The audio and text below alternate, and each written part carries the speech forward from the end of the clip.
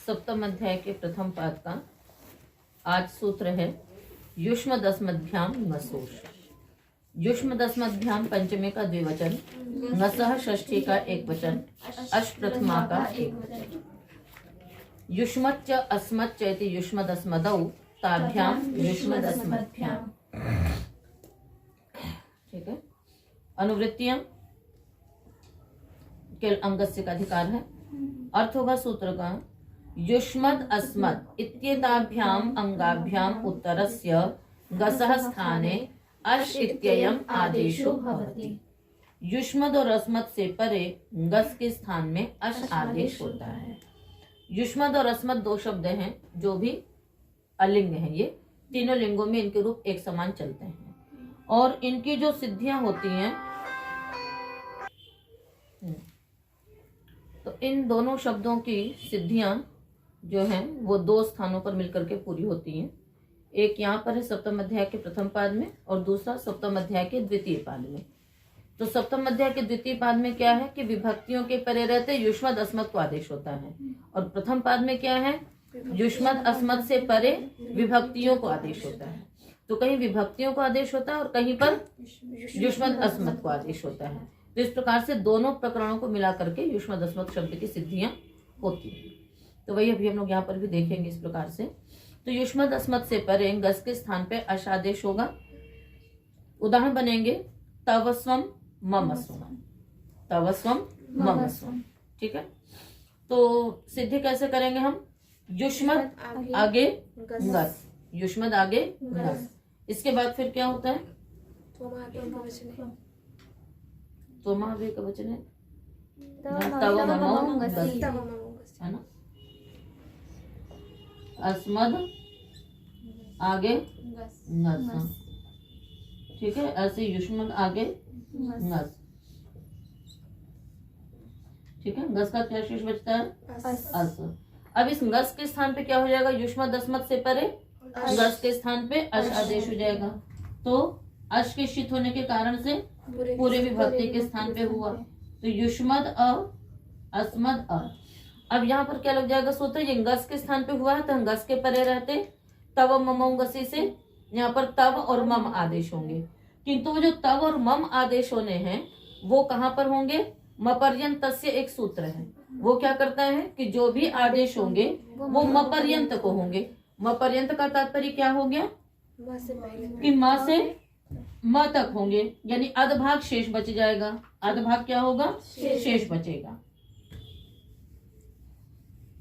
ठीक है। तो युष्म के स्थान पे तव आदेश हुआ और उसके पश्चात जो अधभाग शेष बचा उसका क्या हो जाता है फिर? शेषे लोपः। क्या है सूत्र? शेषे लोपः, कि शेष भाग का क्या हो जाता है? लोप हो जाता है। अब मपर्यंत में भी दो पक्ष है। एक तो है कि माँ हलंत लेंगे और कुछ लोग क्या करते हैं माँ को पूरा लेते हैं। यदि हम माँ को पूरा लेंगे तो द भाग का लोप होगा और यदि माँ को हलंत लेंगे तो अधभाग का लोप होगा, है ना। अधभाग का लोप होना यानी टी भाग का लोप होना और अभाग का लोप होना यानी अंत्य लोप होना। तो यहाँ पर तो कुछ ऐसा विशेष नहीं कहा जा रहा है, किंतु आगे जब काशिका महाभाष्य इत्यादि में आप आएंगे तो वहां पर कहा जाएगा कि टी लोप अथवा अंत्य लोप, टी लोप अथवा अंत्य लोप। टी लोप का मतलब अधभाग का लोप और अंत्य लोप का मतलब आकार का लोप। ठीक है। तो यदि मपर्यंत में माँ हलंत लेंगे तो टी भाग का लोप होगा, यदि मपर्यंत में माँ पूरा लेंगे तो अंत्य लोप होगा। पर जो भी होगा मपर्यंत को आदेश होगा तो शेष का लोप भी करना पड़ता है ना। तो शेषे लोपा का तात्पर्य क्या हो गया कि जितने को आदेश किया था उतने का जो भाग शेष बचा उसका क्या हो जाएगा? लोप हो जाता है। ठीक है। तो उसका लोप होने के पश्चात आपकी क्या स्थिति बच जाएगी? तव आदेश हुआ था, यदि अधभाग का लोप होता है तो अतो गुणे से पररूप करके तव अ उसको मिला लेंगे। द का लोप होगा तो भी अतो गुणे से पररूप करके मिला करके बना लेंगे हम तव और मम।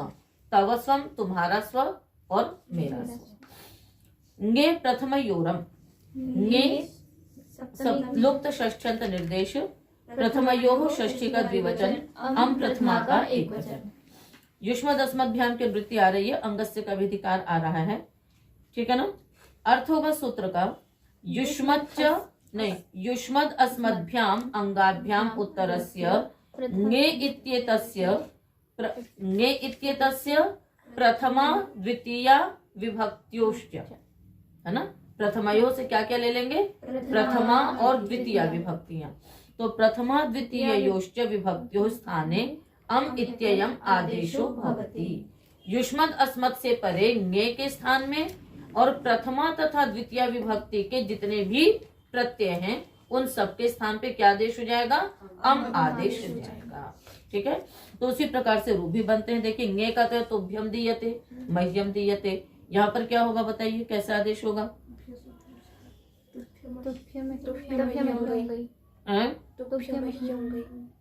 तुभ्यम कहाँ का रूप है, चतुर्थी का एक वचन। तो युष्मद् अस्मद् आगे ङे, फिर सूत्र लग गया तुभ्य मह्यो ङई, उससे क्या आदेश हो जाएगा, तुभ्य और मह्य, और ङे के स्थान पे हो गया अम। ठीक है, और जो तुभ्य और मह्य आदेश होंगे वो भी किसके स्थान पे होंगे, म पर्यंत को होंगे। शेष का शेषे लोपा से लोप हो जाएगा, तो तुभ्य बचा, तुभ्य आगे अ, उसका अतो गुण से पररूप करके, नहीं यहाँ पर अमी पूर्व लगेगा, तो अमी पूर्व से पूर्व रूप एक आदेश होकर के क्या बन जाएगा, तुभ्यम और मह्यम। ठीक है, अगला देखिए प्रथमा विभक्ति का, है ना, त्वम युवाम यूयम।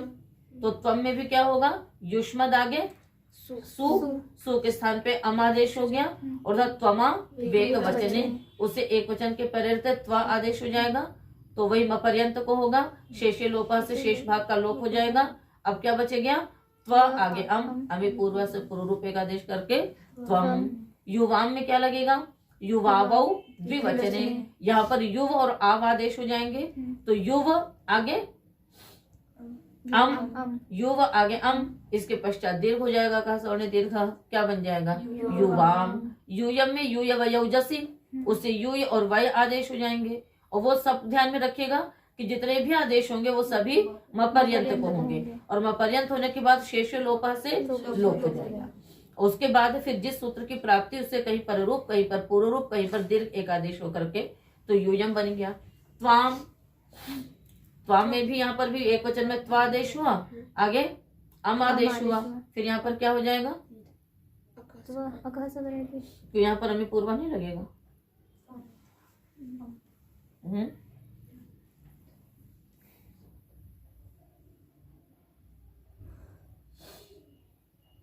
त्वाम युवाम, है ना, तो त्वामौ द्वितीया, द्वितीया में क्या आदेश होता है, त्वा और मा, त्व और मा आदेश नहीं होगा, बल्कि क्या होगा, त्वा और मा, फिर पूर्व रूप एक आदेश होगा, तो बन जाएगा त्वाम और मा।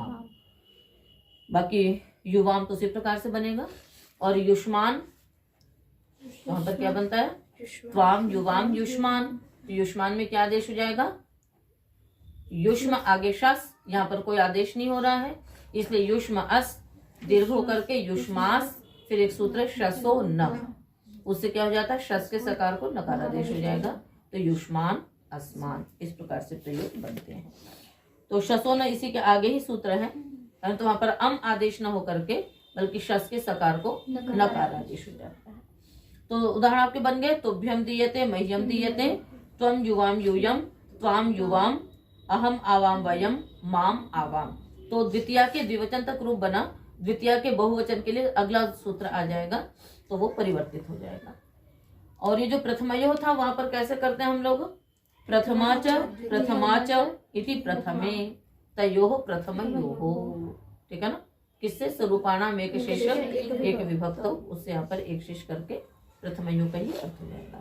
शसो न, का एक वचन, न लुप्त प्रथमांत निर्देश।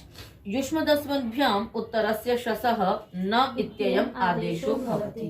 युष्मद अस्मद से परे शस के सकार को नकार आदेश होता है। युष्मान अस्मान, तो युष्म अस, यहाँ पर कोई आदेश नहीं हुआ, ठीक है, तो फिर क्या होगा, जब कोई आदेश नहीं होगा तो फिर क्या होगा बताओ, तो युष्मद अस्मद है, यहाँ पर सूत्र लगेगा द्वितीयायाम च, उससे क्या हो जाता है, आकार आदेश हो जाता है। निकाली सूत्र, सप्तम अध्याय के द्वितीय पद में ही है, द्वितीयायाम च, मिल गया। अष्टना अविभक्तो है ना, उससे आ की निवृत्ति आती है। ठीक है, तो द्वितीयायाम च, द्वितीय विभक्ति के पहले युष्मादस्मत् को क्या हो जाता है, आकार आदेश होता है। ठीक है,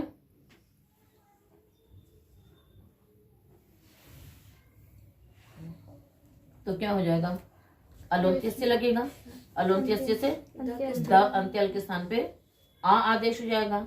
तो युष्म आगे आ, फिर अकस्मण दीर्घ से उसको दीर्घ कर लेंगे, युष्मा, और धर्षस का भी आ है, पुनः उसको दीर्घ करेंगे तो युष्मास, सा को नकारादेश कर देंगे, क्या बन जाएगा, युष्मान और अस्मान।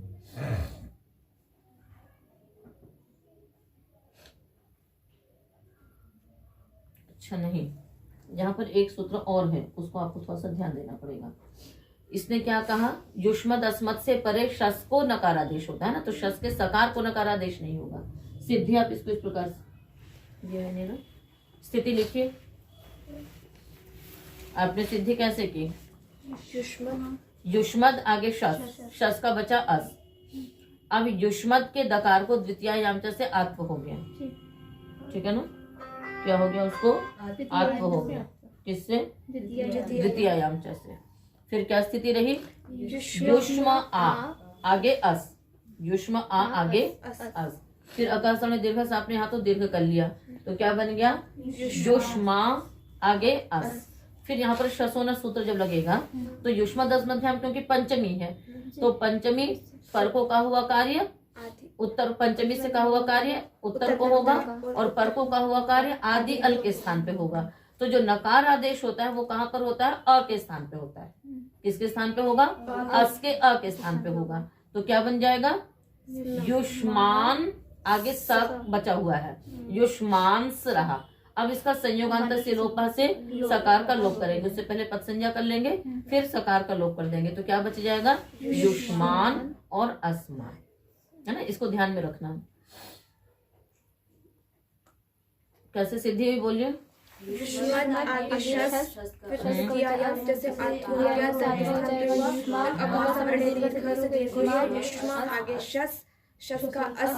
बाद शस होना से पंचमी से कहा हुआ कार्य उत्तर को होगा, उत्तर के आदि को होगा, तो आदि तरफ से तर को कहा हुआ कार्य आदि अल के स्थान पे होगा, तो शस के अ के स्थान पे नकारादेश हो गया, ना हो गया, फिर संयोग संज्ञा से युष्मांस स का लोप होकर के बन गया युष्मान और अस्मान। आगे समझ में, आगे चलिए। भ्यसोभ्यम, भ्यसः भ्यम प्रथमा का एक वचन। यहाँ पर भी दो पक्ष हैं, भ्यसः अभ्यम अथवा भ्यसः भ्यम, है ना, दोनों तरह से अर्थ करेंगे हम लोग।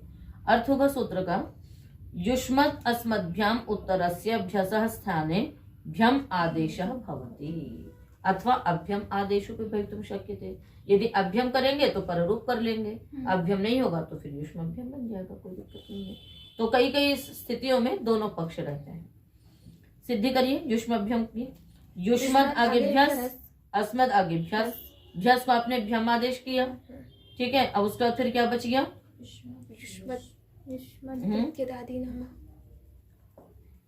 शेषे लोप, तेदादी नाम है, इसमें कहाँ लगेगा,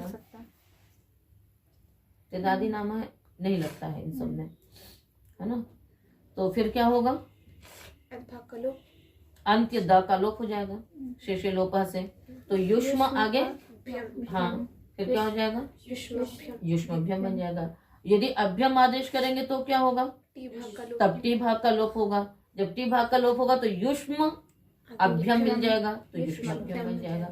तो मतलब दोनों तरफ से दोनों पक्ष हैं। सबसे ज्यादा है कि म पर्यंतस्य में दो पक्ष हैं, कि म पर्यंतस्य में आप म पर्यंत पूरे म को आकार सहित लेंगे अथवा म हलंत लेंगे।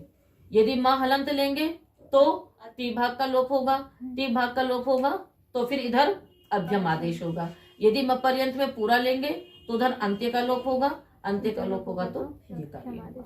तो म पर्यंत से पर ही ये सारी चीजें आपकी टिकती हैं, इसको ध्यान में रखना है। हो गया। अगला सूत्र पंचम्या अथ, पंचम्या षष्ठी का एक वचन, अथ प्रथमा का एक वचन। आगे चलिए, अर्थ करिए सूत्र का।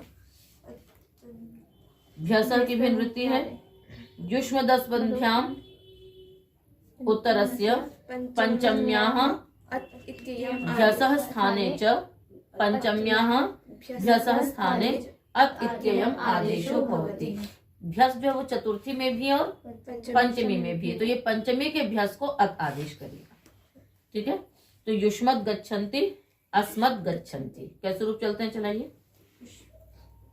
पंचमी युष्मत् का हाँ, त्वं त्वं युवां यूयं त्वां त्वा युवां वां युष्मान्वः त्वया युवाभ्यां युष्माभिः तुभ्यं ते युवाभ्यां नव युष्मभ्यं नः तव युवाभ्यां नहीं, तो पंचमी में क्या बनेगा, त्वत् युवाभ्यां त्वत् युवाभ्यां युष्मत् तव ते युवयोः वां युष्मान्वः वै युवयोः युष्मासु। ठीक, तो युष्मद और अस्मद अंग से परे पंचमी विभक्ति का जो भ्यस उसके स्थान पे अत आदेश होगा। तो सिद्धि कैसे हो जाएगी, युष्मद आगे भ्यस, पूरे भ्यस के स्थान पे अत आदेश हुआ, पूरे भ्यस के स्थान पे अत आदेश हुआ, क्योंकि ये अनेकाल है। अनेकाल होने से पूरे भ्यस के स्थान पे होगा, और जब पूरे भ्यस के स्थान पे होगा तो फिर आगे सिद्धि करो, युष्मद आगे अत, फिर अद्भाग का लोप, अद्भाग का लोप होने से पहले कोई और आदेश तो यहाँ पर हो नहीं रहा है ना, तो अद्भाग का लोप हो जाएगा उधर से, और इधर का अत उसमें मिक्स हो जाएगा, तो बन जाएगा युष्मत् गच्छन्ति अस्मत् गच्छन्ति, है ना। तो शेषे लोप लगता ही है, और यदि अंत्य लोप करेंगे तो अतो गुणे से परलोप हो जाएगा, तो युष्मत् गच्छन्ति अस्मत् गच्छन्ति बन जाएगा।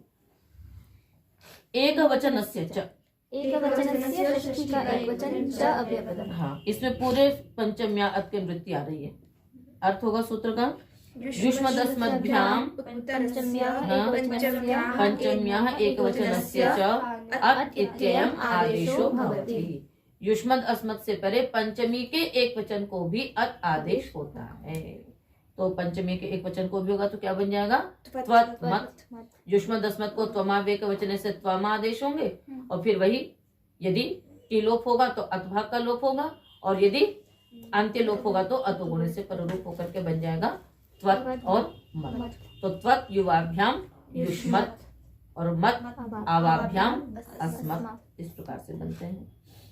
साम आकम, षष्ठी का एक वचन, आकम प्रथमा का एक वचन। चलो अर्थ करो, युष्मदस्मद्भ्याम उत्तरस्य सामः स्थाने आकम इत्ययम् आदेशो भवति। युष्मद अस्मद से परे साम के स्थान में आकम आदेश होता है। तो ये जो साम है वो क्या है, आमी सर्वनामनः सुट से पहले सुट आगम कर लेंगे, फिर सुट सहित को आकम आदेश होगा। क्या होगा, सुट सहित को आकम आदेश होगा। उदाहरण बनेगा युष्माकम अस्माकम, तो युष्मद आगे आम, फिर आमी सर्वनामनः सुट से सुट आगम होगा।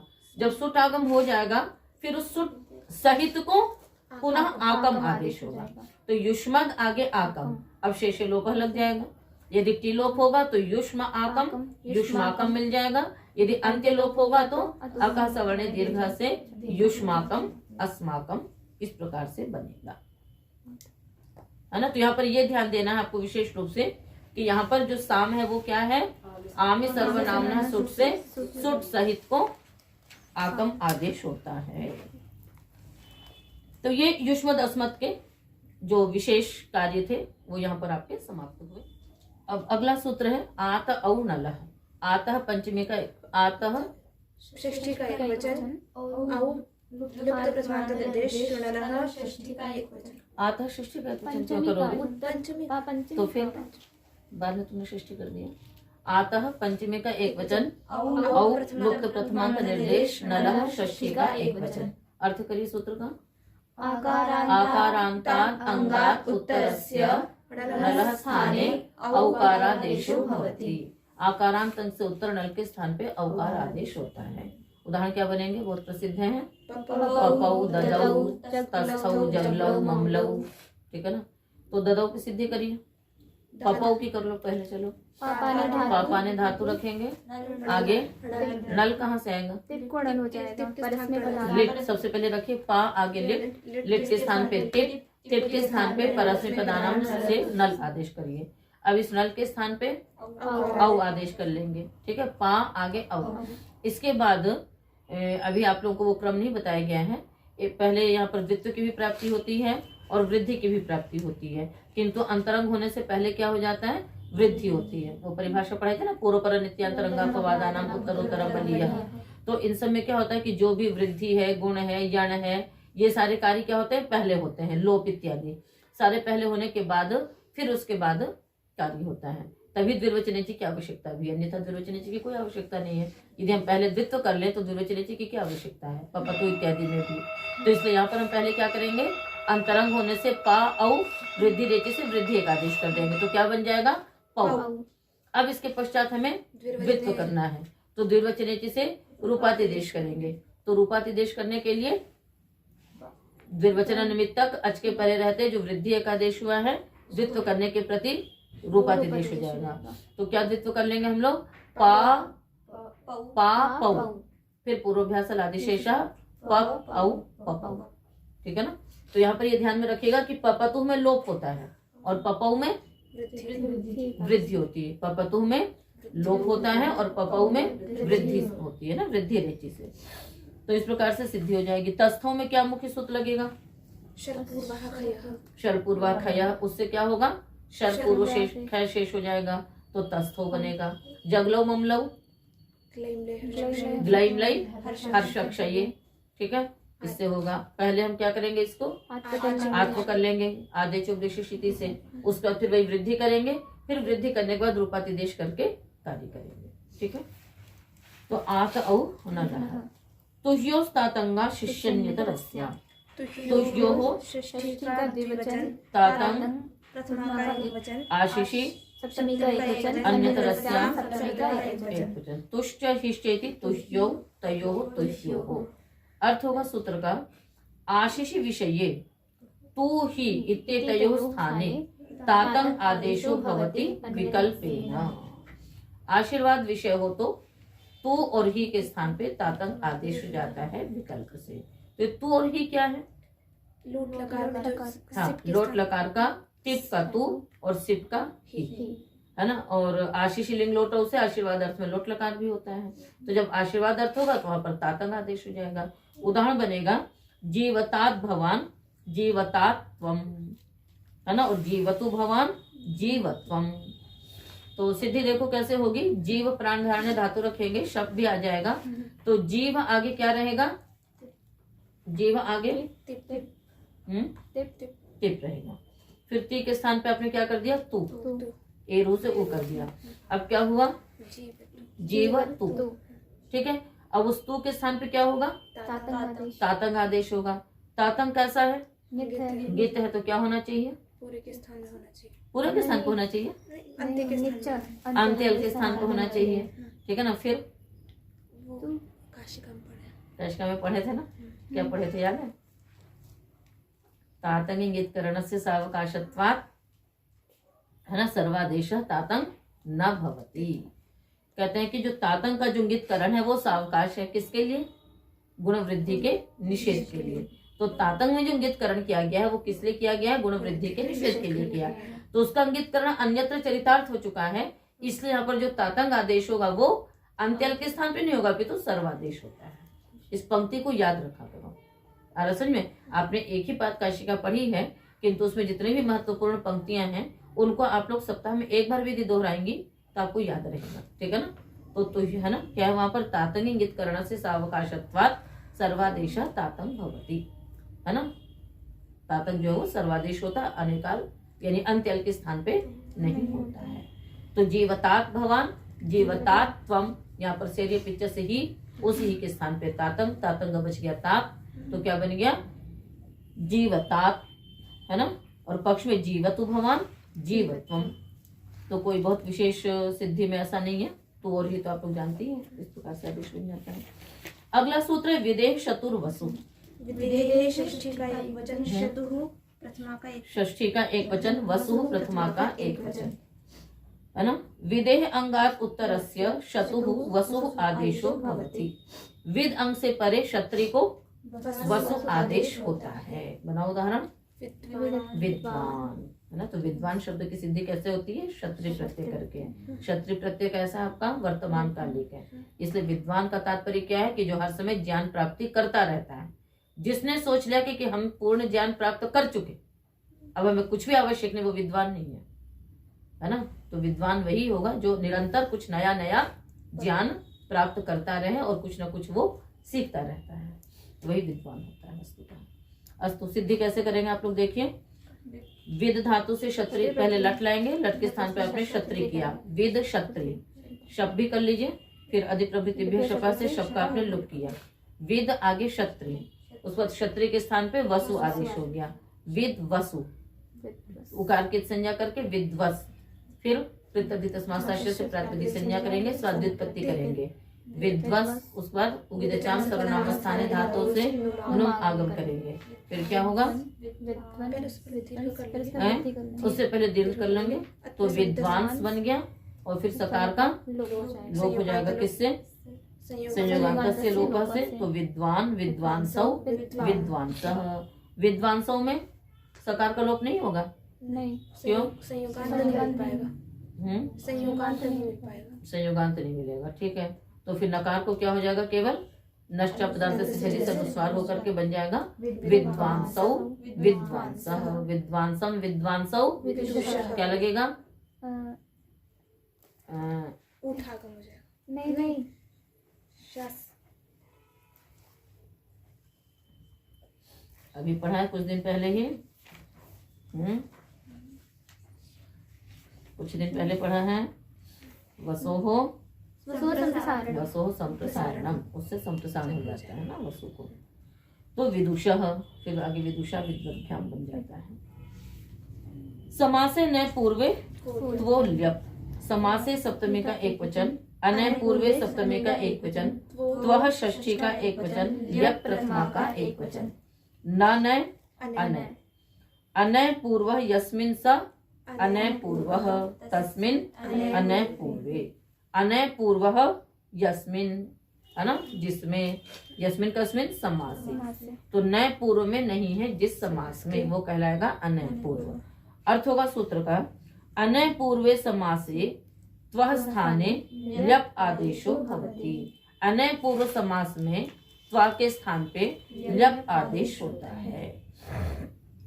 तो त्वा जो है ना, तो क्या होगा यहाँ पर कि जो भी समास कहाँ पर हो जाएगा, त्वा प्रत्यय का, जहाँ पर उपसर्ग इत्यादि आएंगे, जो उपसर्ग आएगा तो उसकी गति संज्ञा होगी, गति संज्ञा होने से कुगति प्रादय से उन सब का क्या हो जाएगा, समास होगा, और समास होने के पश्चात गति संज्ञा होने से भी जिनका होगा, और नहीं तो प्रादि होने से होगा, जहाँ पर केवल उपसर्ग लगेगा वहां प्रादि होने से होगा, और उरी कृत्य इत्यादि जो गति संज्ञक है उनमें होगा, दोनों को ले लिया यहाँ पर, तो कुगति प्रादय से समास होगा, तो फिर समास होने पर त्वा को यप हो जाएगा।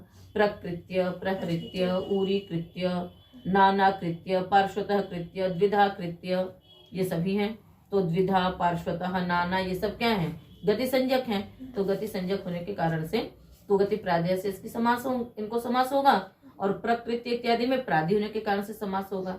तो पहले प्रकृत्वा, इनका क्या कर देंगे, समास कर देंगे, ठीक है ना। और वो थी ना आपकी गति कारक उपपदानाम कृतभिसा समास वचनम प्राक सुबुत्पत्ति, सुबुत्पत्ति से पूर्व ही हम समास कर लेंगे, और समास करने के पश्चात अनय पूर्व समास होगा तो त्वा को ल्यप कर देंगे, तो बन जाएगा प्रक्रिय, तो कागम होकर के प्रकृत्य, फिर स्वाद्युत्पत्ति, त्वा तो सुनकर सुना से अव्यय संज्ञा, अव्ययदासुप से सुखों का लुक होकर बन जाएगा प्रकृत्य प्रकृत्य। तो ये एक प्रकरण समाप्त हुआ। कल से हम आपका छंद प्रकरण, वैदिक प्रकरण प्रारंभ होगा, ठीक है ना। तो कुछ सूत्र हैं जो कि वैदिक शब्दों को सिद्ध करते हैं, तो उसको हम अगले पाठ में लेंगे। आज यहीं तक रखते हैं।